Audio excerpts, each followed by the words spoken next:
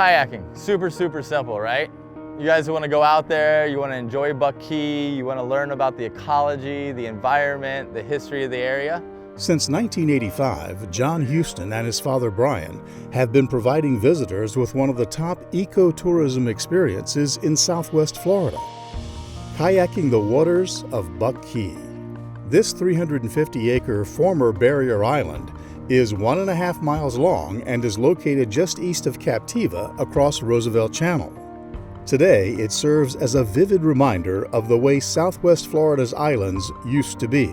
Mangrove-fringed habitats with tropical hardwood hammocks in between, supporting a wide variety of exotic plant and animal species. It's one of the only places that you can really go in our islands areas and just be like, wow, am I in the Amazon? Am I in a different part of the world? Where am I? You go over to Buck Key and you disappear into nature. You disappear into true Florida, into Southwest Florida. When you're there, you like hear birds and you're looking at black mangroves, red mangroves, white mangroves, buttonwood trees. I mean, there's a variety, 250 species of birds that migrate through our area every year that you get to enjoy on Buck Key. In this documentary, the Captiva Island Historical Society will introduce you to the hardy early pioneers who actually lived and worked on Buck Key in an era punctuated by sometimes violent and often mysterious events. We'll also take you deep into the archives of the Florida Museum of Natural History, where one of Florida's top archaeologists will unveil evidence excavated from Buck Key, showing an active Native American presence here. Plus, you'll hear about 2 unique early 20th century schools on the island, and we'll show you how scented soap, a disease called lethal yellowing, and handmade silk underwear played a role in the preservation of the island. Welcome to Buck Key, Island of History and Mystery.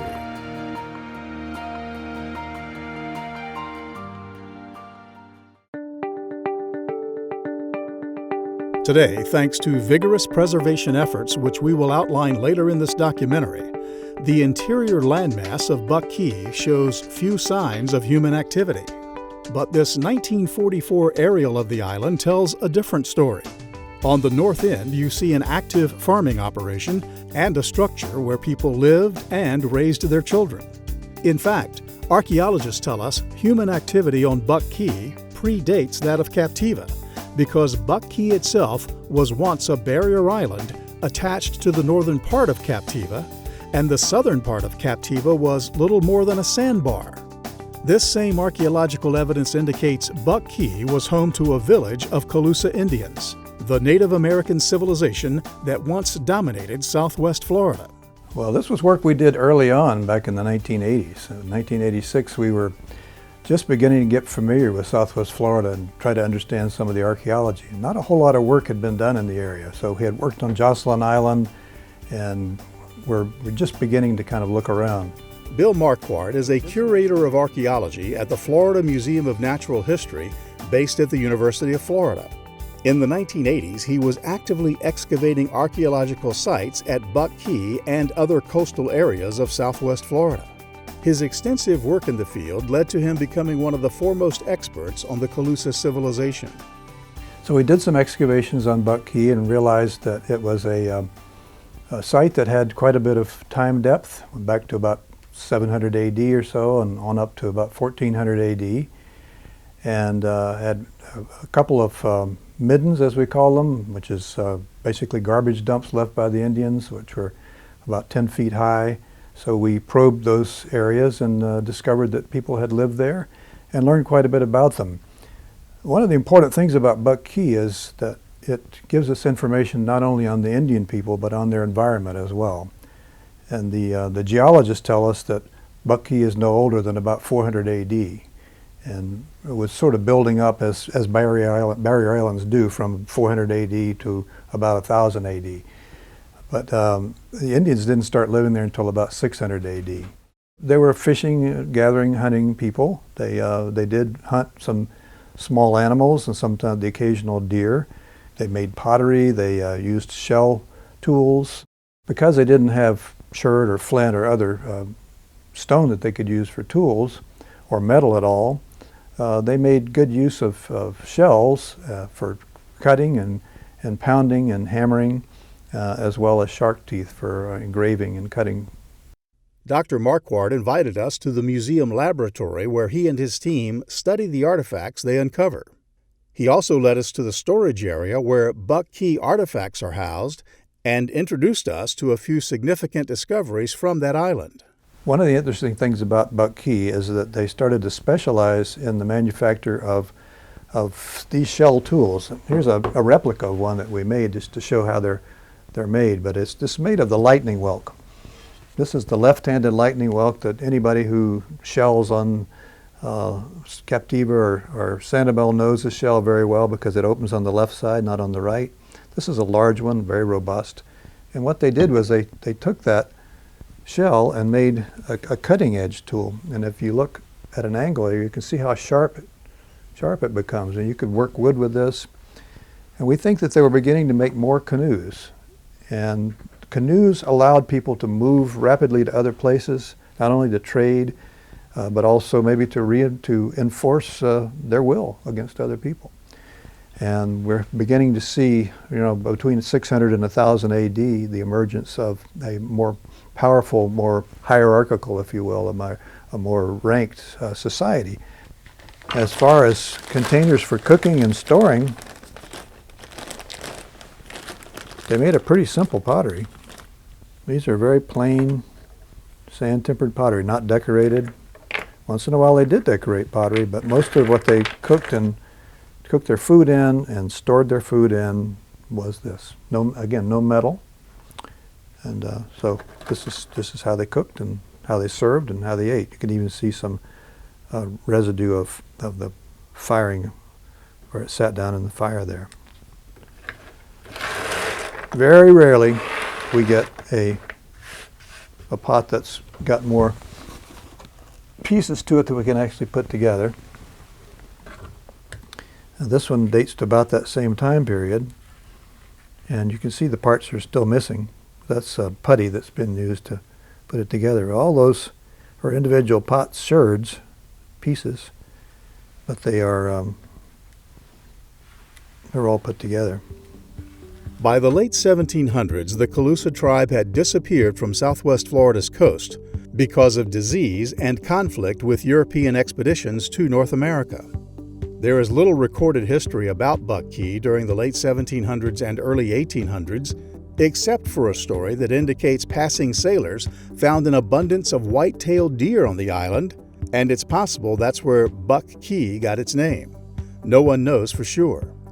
But following the Civil War, the United States Homestead Act encouraged people to settle in wilderness areas like Captiva and Buck Key. Now here we get much of our history from the tombstone markers of the Captiva Cemetery, located just off the Gulf of Mexico near Chapel by the Sea. This cemetery land was once part of 160 acres homesteaded by William Binder, a native Austrian who became a U.S. citizen and in the late 1800s, Captiva's only resident. Binder ultimately became friends with the Brainard family, which had moved to Buck Key as homesteaders in 1896. The Brainard family immigrated here from Canada. While they were on Buck Key, their children would very often row across to Captiva. Their daughter, Anne, was very fascinated by seashells, so she spent a lot of time on the beach and had a favorite spot, which happened to be homesteaded by William Binder, who was Captiva's first homesteader. And eventually, he actually sold a little piece of land to her for a gold coin that she owned. So she, at the age of 10 or so, was a Captiva landowner. She tragically either stepped on a nail, is one story, or kids ran barefoot constantly out there, and she could have stepped on anything, but she contracted tetanus, also known as lockjaw, which was fairly common the turn of the 20th century. And after a week or so, she died. And so they decided to bury her on this piece of land that she had, which turned into the Captiva cemetery. All of the Brainard family is buried there now. Her mother and father and her brother, Mrs. Brainard, Hattie Brainard, eventually became postmistress on Captiva. And she was also kind of the go-to medical person on the island. She was midwife, she was a dentist, she was, as I said, the postmistress for quite a number of years. The history of two other early homestead families, the Knowles and the Ormsbys, is provided to us by Eleanor Dormer's excellent book, The Seashell Islands, A History of Sanibel and Captiva. Dormer wrote, Henry Knowles was a Georgia farmer who moved to Buck Key with his wife Julia in 1897 to grow grapefruit, a fruit then relatively new to the U.S. market. About that same time, Captain and Mrs. George Ormsby homesteaded the south end of the island. We do know that the Ormsby brothers homesteaded in the late 1890s, and they were citrus growers, and they even set up a school that was there for a period of time, 1897 through, I think, around 1903. There was citrus there was homesteading there, even a school that served the local people from Captiva and Wolford and other places around. And that lasted until the hurricanes of the 1920s, when I think the last people finally said, you know, it's just not worth being out here. It's too dangerous for everybody. I don't want to raise my kids on an island that's going to flood.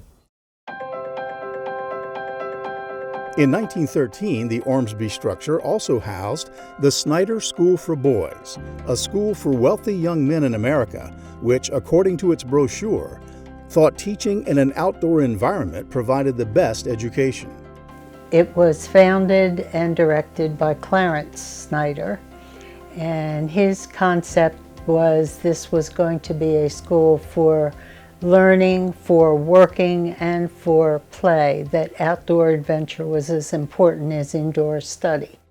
In the summertime, he would be up north, Minnesota, Michigan, later I believe it was North Carolina, and in the wintertime, he came down to mostly Captiva. So when he first set this up, he was planning to be housed at the Punta Rassa Hotel, known as Tarpon Inn or the Tarpon Hotel or Schultz Hotel. It burned in 1913, which was right before his season would have started, his school season would have started.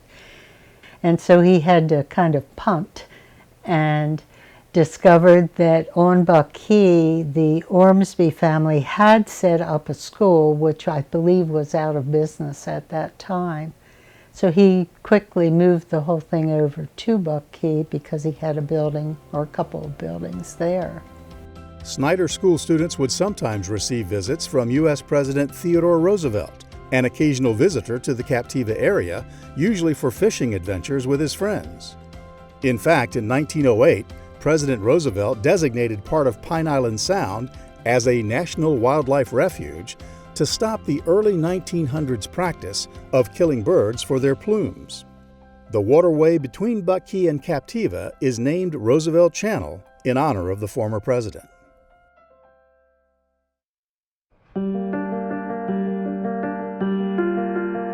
But despite its long reputation as a place of natural beauty and tranquility, Buck Key has had its share of mystery and drama. The 1912 murder of 25-year-old Gordon Brainard was said to follow Brainard's humorous attempt to scare some Buck Key workers with a gun. He was farming, and I assume it was harvest time, but they had a number of workers from Fort Myers who were, they camped out during the harvest season, and they were sitting around a campfire talking, doing what you'd ordinarily do on a camp out in the evening. And evidently Gordon and some of his other co-workers decided to play a trick on him. They kind of snuck up on him and shot off some guns, which scared these other workers. And one of them swung a hoe and hit Gordon in the head, killing him just about instantly. For a long time, historically, there was a lot of sailors that lived in the channel here. And the sailors had access to Buck Key as well as Captiva, but whatever they did on Buck Key, nobody on Captiva cared about. So like, say if you were three brothers with not a specific name I'm gonna mention, and you were living on sailboats, you were probably growing your weed back in the bushes on Buck Key. But there are also stories of love and romance from Buck Key involving one of Southwest Florida's well-known fishing families. Mark Futch is a flight instructor and seaplane pilot who comes from a family best known for their tarpon guide work in the Boca Grande and Charlotte Harbor area. Mark says in the 1920s, his grandfather, Dan Futch, used to be a guide for B.B. Comer, a former Alabama governor and owner of a large textile business known as Avondale Mills. While they fished everywhere from Charlotte Harbor to Pine Island Sound, Buck Key was a favorite stop for camping out. He says during those campouts, his grandfather would write love letters from Buck Key to his then girlfriend, Nellie Roberts. I have some love letters here that were on Avondale Mills stationery that I found not too many years ago. And they're the love letters that were written by my grandfather to my grandmother before they were married. They're dated anywhere from 1921 to 1926. And it's very interesting that he would give them stationery to write home, and they were camping there. And they would do this very much like when Henry Ford and Harvey Firestone and Thomas Addison would do their campouts, except this was all by boat. And they would take these boats, they're open boats about 26 feet to 28 feet long, and they would load up and go to Buck Key, and they would camp on Buck Key because it was high due to the Indian mounds. And there was also vegetables there they could eat because people were growing vegetables. I remember him telling me that they had there was a grapefruit orchard on it, and they were growing tomatoes and different vegetables, so they could camp there and have fresh vegetables for their dinners at night. Keep in mind that they fished all the islands up and down when they were camping on Buck Key. And so this was mailed December 8, 1925, and it says, "My dearest sweetheart, just a few lines to let you know," no spelled N-O, "that I am still fat and sassy. Gee, but I am lonesome and blue tonight. You need not worry about me staying down here any longer than Saturday. Gee, but I did not know that I would miss you so much. Dear, I am just crazy about you." And that goes on and on. Another key figure from mid-20th century Buck Key is William Franklin Futch. But Mark Futch says he's not a direct relation. Mr. and Mrs. Futch lived in a simple house with no screens. They burned kerosene in a trench around the house to ward off mosquitoes. Way back in the 40s, he was living over there.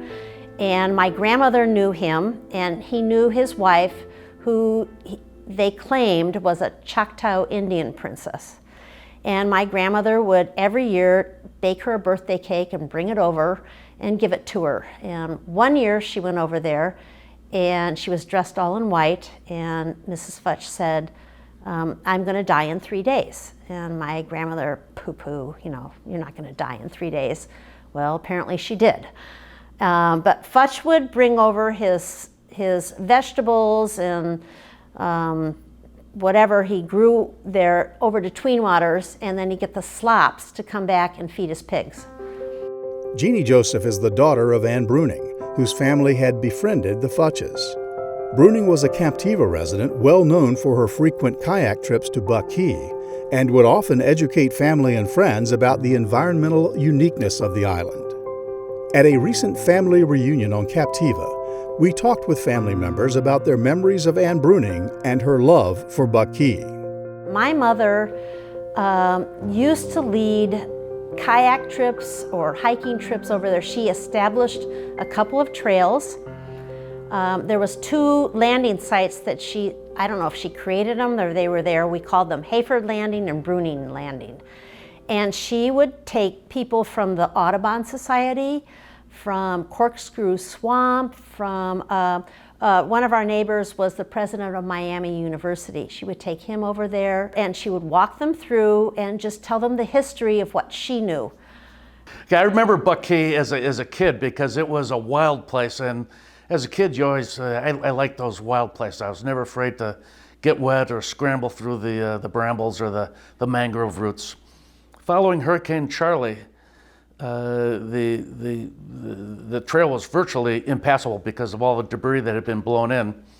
So our Bruning Foundation was one of the major funders for money to pay to have the trails cleared.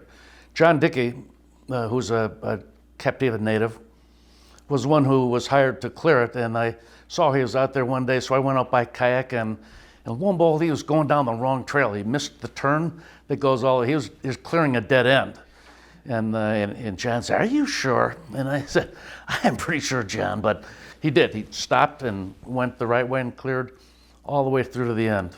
During World War II, they were training pilots over in Page Field in Fort Myers. And apparently one of the pilots, his plane failed and he had to parachute out of his plane. And he landed, instead of landing in the water, he had the bad luck to land on Buck Key. The story goes that the bugs were so bad that he cut himself out of his parachute as quick as he can, and he just ran for it, got out of there as quick as he can, and left the parachute.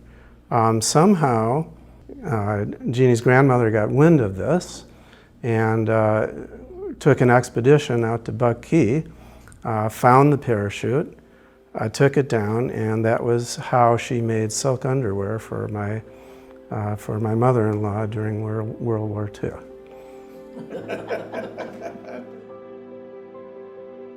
Another family by the name of Addison also lived on Buck Key in the mid-20th century, but we know very little about them. However, in the early 2000s, Barb Renicky was co-owner of a kayak tour and rental business at McCarthy's Marina on Captiva with Greg LeBlanc. She told us that a person identifying herself as a member of the Addison family came to that business and asked for a guided tour of the island because she wanted to show her children and grandchildren where she had played as a child. We had a customer that came up and was asking about boat rentals. We got that all the time, motorboat rentals. And then I asked why, and she said, well, we just want to go over to Buck Key. So we just started asking questions and talking. And then she made some comment about, she goes, well, I used to live there and I'm here. I came up from Naples and I'm here with my grandchildren and my daughter, and I wanted to take them over to see if I can find where the old homestead was. Then she divulged that who she was, that she actually lived on the island as a teen for 14 years, so in the 50s to the early 60s. So every day they rode over to about Timmy's Nook and got picked up by the school bus to go into school, into town. And then she said Fridays, they always look forward to Fridays, is that they got to go over to Timmy's to have a Timmy's hamburger. That was the highlight of the week. Then she told a story about her father, because I was asking the time period, and she mentioned a story about Andy Rossi and the Andy Rossi dock. And then she mentioned the story if I had heard about the stabbing, and I went, no. And she said, well, yeah, Andy stabbed my dad. And she said, we were fortunate, you know, we wouldn't have known anything about it, but Mom was kind of concerned, and it was getting late, and figured we knew where Dad was, and so one of her brothers rode over to the Andy Rossi bar, and there was his dad laying on the ground. So if it wasn't for one of the sons going over to check up on him, he might not have made it. So she said that the timing was just right. Today, all but 13 of Buck Key's 350 acres are in public ownership, managed by various local, state, and federal agencies. The story of how it got that way involves a mystery heiress, a local architect and tree farmer, and the grit and perseverance of island residents committed to the preservation of Buck Key. Let's start with the mystery heiress, Elena Duke Benedict.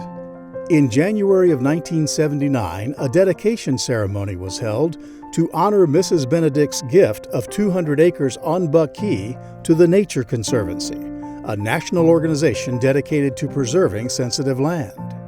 The event culminated more than 2 years of behind-the-scenes work by the Sanibel Captiva Conservation Foundation and others.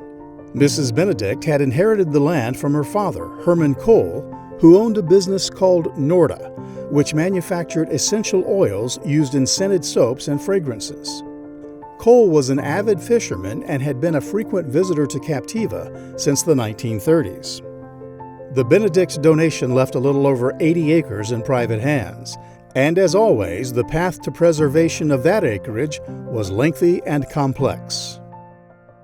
The biggest acquisition after the Benedict Sanctuary was set aside was the 70 acres that Ted Watrous owned, that he sold to Mariner Properties, and then after several years of negotiations, the Trust for Public Lands put a deal together with the Fish and Wildlife Service, the state of Florida, and the Conservation Foundation to acquire that property.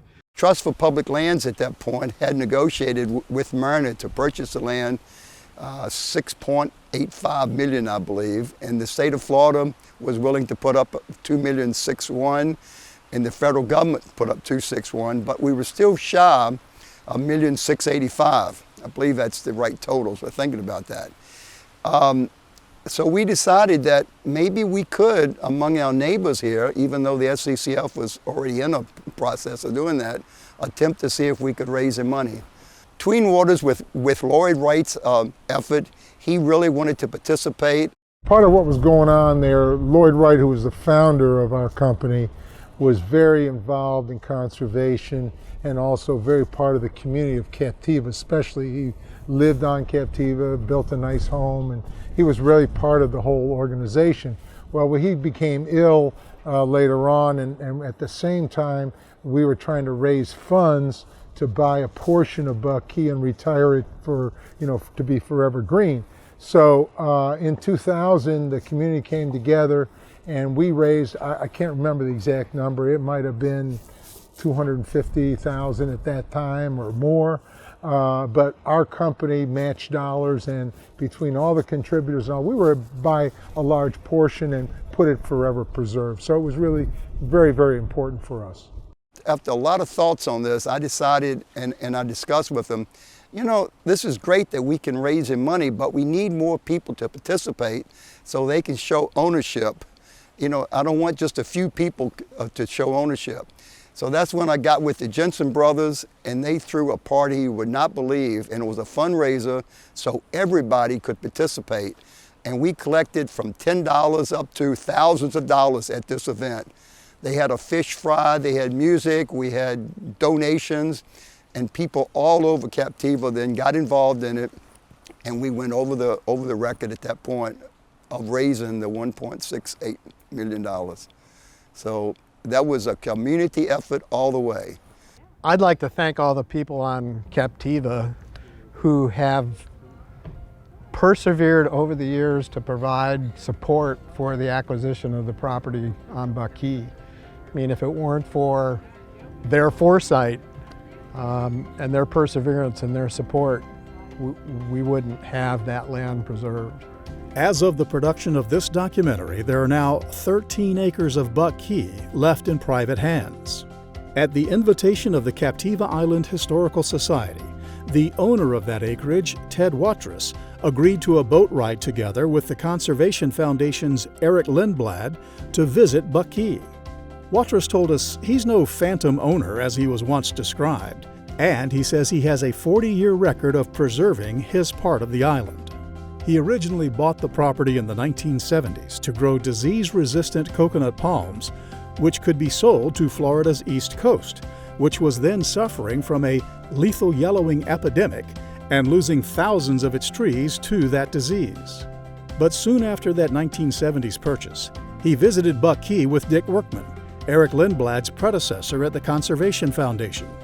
Watrous says the two men marveled at the presence of numerous species of tropical vegetation that were either endangered, rare, or worthy of champion tree status, which means it's the largest of its kind in the state of Florida. After that visit, he decided not to clear land on Buck Key to plant coconut trees, and instead bought an old gladiolus field in South Fort Myers, where his tree farming business still exists today. In the Caribbean, a lot of property owners would plant coconut palms along a walk, and it became known as a coconut walk. On that recent boat trip, Watrous took members of the Captiva Island Historical Society on a walking tour of his acreage. It was almost as if you were walking through a botanical garden, lush with native trees and plants, some planted by Watrous and others which grew naturally. He says he works hard to preserve it this way, but he says he also has a financial obligation to his children. They're part of the trust which owns this last remaining private acreage, and he says he cannot afford to just donate the property. It's been an asset of the families that I really have enjoyed going out and working on, and there's so much peace and tranquility out there. It's unbelievable.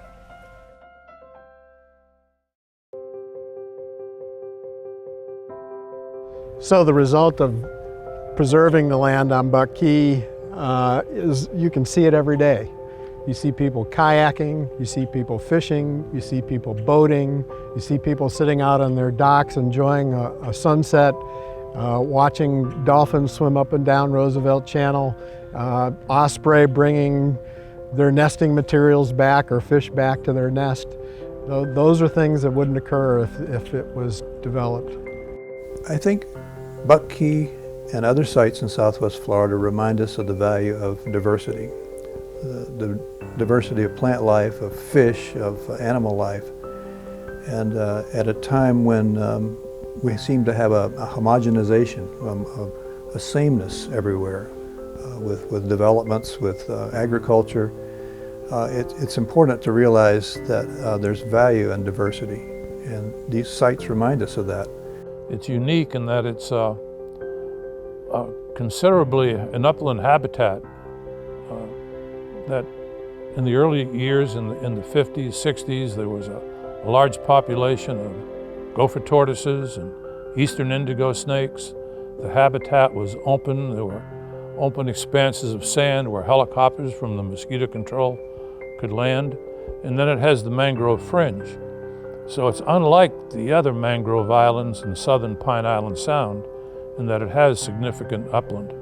There's a few islands north like Patricio and Mondango that are prehistoric dune systems, but Buck Key is rather unique among the lower mangrove islands. Just a few months ago, and it's been a long time since I've done it, I went over there by myself.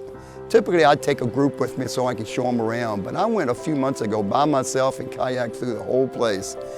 And that was unbelievable. I could just hear things that you don't hear with people, feel things that you don't feel with other people. And when I came out on the other side, I was transformed again. It really is a great trip going through there. You know, I just take a deep breath and I'm just calmed by it. I was so fortunate to see it at sunrise, to being there at 3 in the morning under a full moon. I would paddle over there by myself in full moon and go through the trail. You just step back, it was just other world, timeless, that would be it. Once you got over there, within just a few minutes, the hustle and bustle that would be happening during season on Captiva, within a 10-minute paddle, you were transported wherever you wanted to be away from civilization. And in whatever time period, it just, that was the magic for me.